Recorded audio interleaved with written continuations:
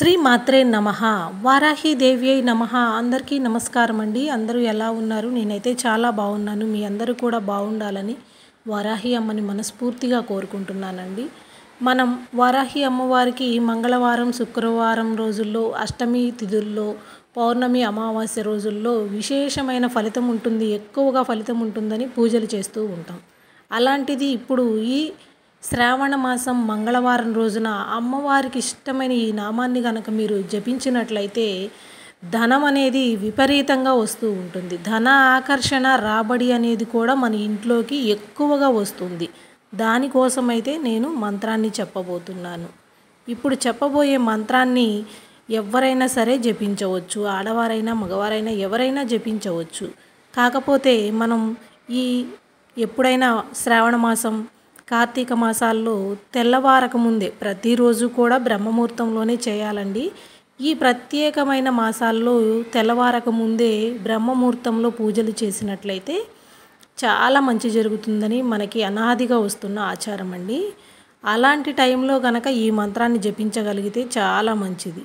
లేదమ్మా మేము ఆ సమయంలో లేవలేము, జాబ్ పర్పస్ వెళ్తూ ఉంటాము, లేదా వేరే ఏదైనా కారణాలు అయి ఉండవచ్చండి.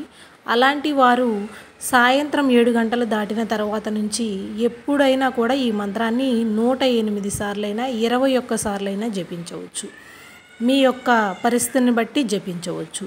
అలాగే సాయంత్రం వేళ ఎందుకు జపించమన్నాను అనే దానికి కూడా రీజన్ చెప్తానండి. వారాహి అమ్మవారు ఎప్పుడూ కూడా రాత్రి వేళలోనే పూజలు అనేవి అందుకుంటూ ఉంటారు. అందుకోసమనే అమ్మవారికి రాత్రి వేళలో పూజ చేయండి అని చెప్తాము.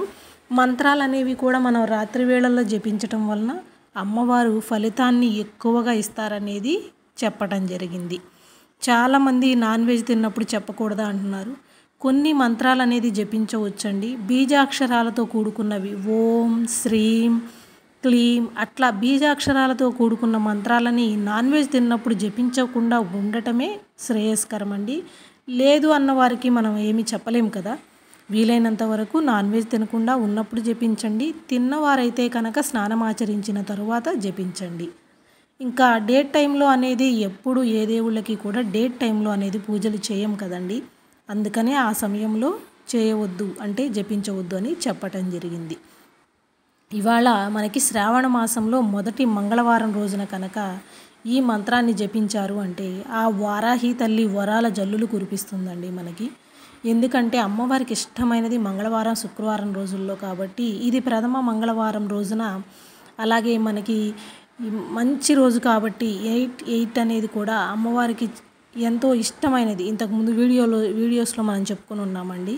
అలాంటి తేదీలు, అలాంటి వారము, అలాంటి మాసం అంటే శ్రావణ మాసం మంగళవారం 8 అట్లా అన్నీ కలిసి వచ్చిన దానిలో ఇది చేయటం అనేది చాలా శ్రేయస్కరం. కాబట్టి ప్రతి ఒక్కళ్ళు కూడా మీ కోరికను తీరాలని మనస్ఫూర్తిగా అమ్మవారిని వేడుకుంటూ ఈ మంత్రాన్ని జపించి చూడండి.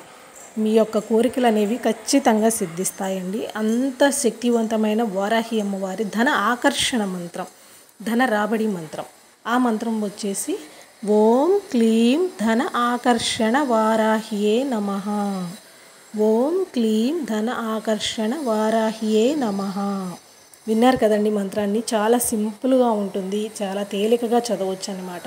ప్రతి ఒక్కరికి కూడా మంచి జరగాలని మనస్ఫూర్తిగా అమ్మవారిని కోరుకుంటున్నాను. Thanks for watching.